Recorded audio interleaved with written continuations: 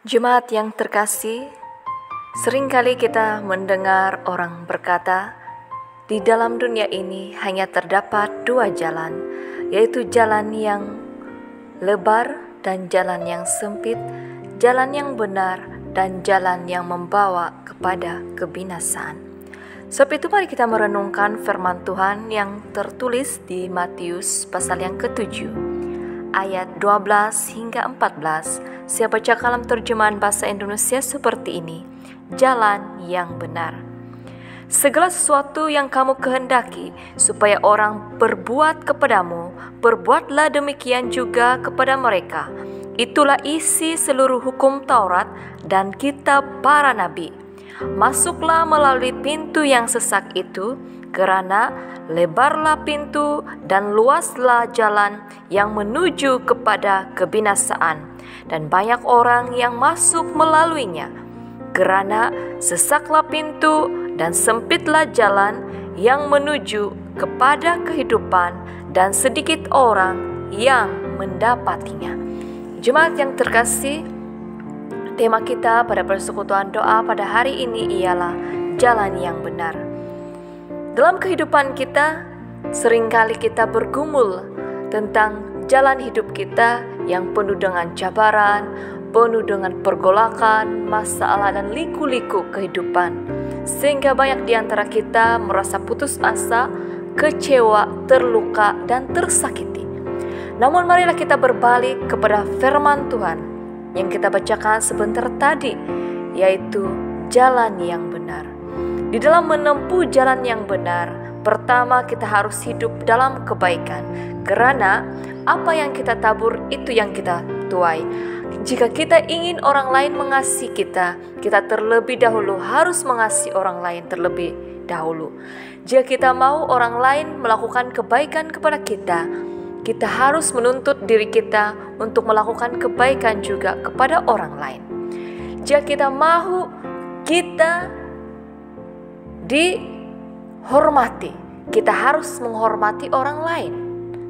Bahkan jika kita tidak mau kita dibenci, kita dihina, jangan pernah sekali-kali menghakimi hidup orang lain. Karena satu jari yang menunjuk orang lain, 4 jari akan kembali kepada kita. Sebab itu, prinsip kehidupan orang Kristen itu sangat sederhana sebenarnya. Karena kita dituntut untuk hidup dalam kasih. Orang yang memiliki kasih akan selalu bersukacita dalam segala sesuatu. Dia tidak akan melakukan hal-hal yang jahat. Dia tidak akan sekali-kali menyakiti hati sesamanya. Bahkan dia akan tetap berwaspada di dalam apapun tindakan yang dia perbuat. Karena tindakan yang salah, tindakan yang membawa kesilapan, pelanggaran dosa, itu akan melukai hatinya dan terlebih melukai hati Tuhan. Dan dalam jalan yang benar juga, yang kedua kita belajar bahwa pintu dan jalan menuju kebenaran itu sangat sempit.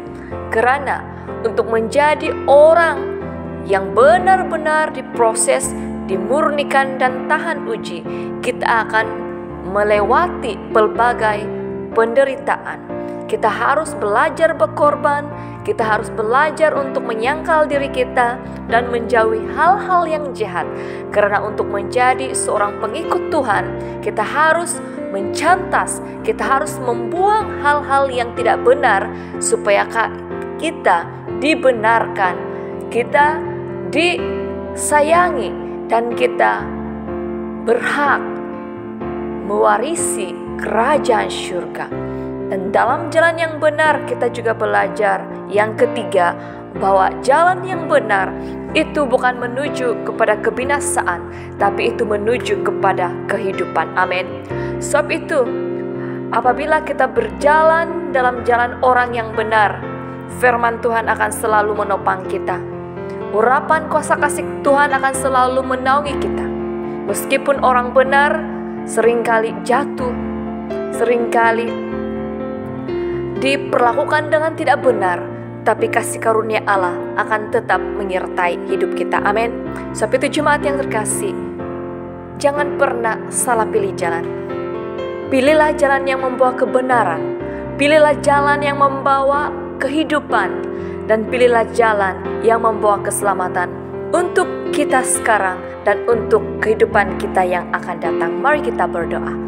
Bapa kami yang berada dalam kerajaan surga, kami mengucap syukur untuk firman-Mu yang telah kami dengar, bahwa kami harus hidup menurut jalan yang benar, supaya kami akan mengalami pertemuan yang indah bersama dengan Engkau. Ajarilah kami ya Tuhan, untuk selalu melakukan kebaikan terhadap sesama kami, sebagaimana kami juga mau diperlakukan dengan benar. Ajarilah kami Tuhan, supaya kami tidak masuk dan kami tidak mengikuti jalan yang lebar, jalan yang membawa kemewahan, tetapi akhirnya itu akan mematikan kami. Tolonglah kami, supaya kami tetap setia kepada Engkau, dan biarpun kami harus berkorban, kami harus tetap setia berjalan di dalam jalan yang sempit, pintu yang sempit, karena Engkaulah Juru Selamat yang selalu memimpin kami. Dan kami mengimani bahwa walaupun dalam dunia ini kami diperhadapkan dengan begitu banyak cabaran, tapi semuanya itu pasti akan berlalu, karena Engkaulah sumber pengharapan kami. Sehingga kelak kami semua akan menikmati kehidupan yang bersama dengan Engkau. Dalam nama Yesus Kristus kami mengucap syukur dan berdoa.